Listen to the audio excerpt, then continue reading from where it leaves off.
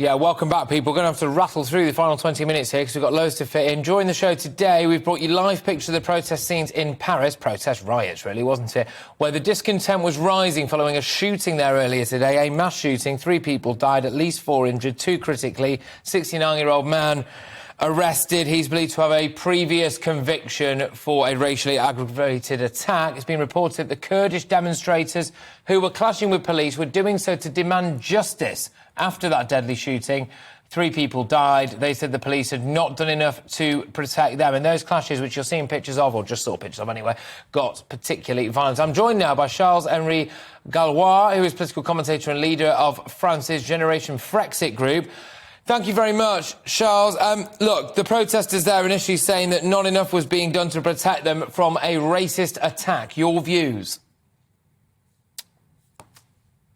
Hi, Patrick. We don't know really what's the motivation of the guy who did it. We know that he has some racist attack background, but we don't know if he's let's say, all French citizen or is he linked to the Turkish, as you know that there are all the protests between the Turkish and the Kurdish. So we don't have the background behind that to say something. What we can say, it's always the same. It's the judicial laxity, because this guy has 2 previous killing attempts, and still he was freed. Actually, he has been freed by December 12th. So this is the main issue about I think this drama.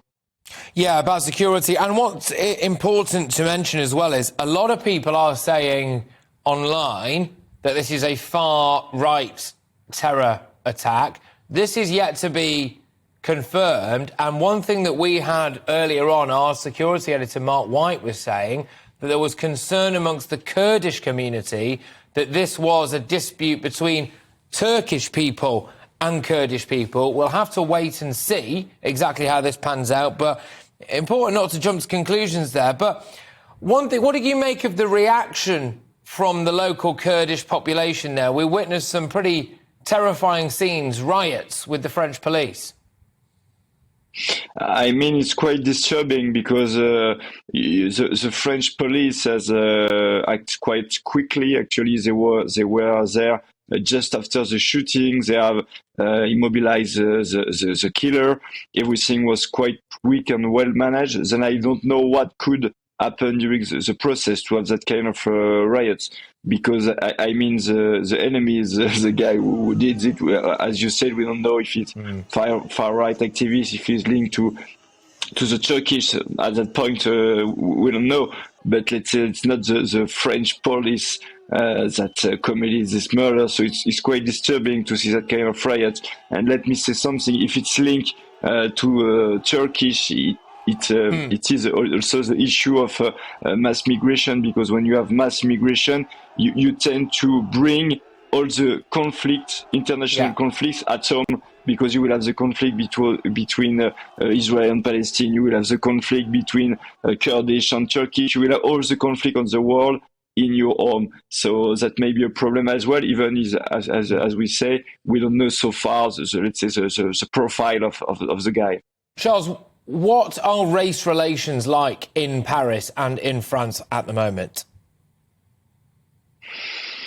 No, I mean, normally it's okay. The main issue that we have, it's an issue of number. It's mass migration, because quite the same in the UK. You have 300,000 people that come every year, and that is the issue, because you can assimilate, you can integrate a few people, but you cannot integrate whole countries. You integrate individuals. And what happens if when you have this kind of numbers, you don't have the assimilation, and you have some issue, and you have, let's say, every day you have some problem, whether it with asylum seeker people, and in terms of security, in terms of assimilation, it's a complete disaster. It cannot work, actually.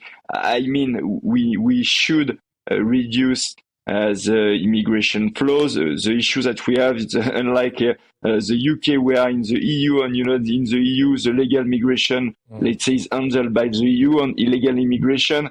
Once you are in the Schengen area, you cannot fight against it. So you will have this issue, but let's say on a global picture, main people are integrated, but you have some numbers that cannot work, and if you have that kind of numbers, it cannot work. So we have big work on that to do.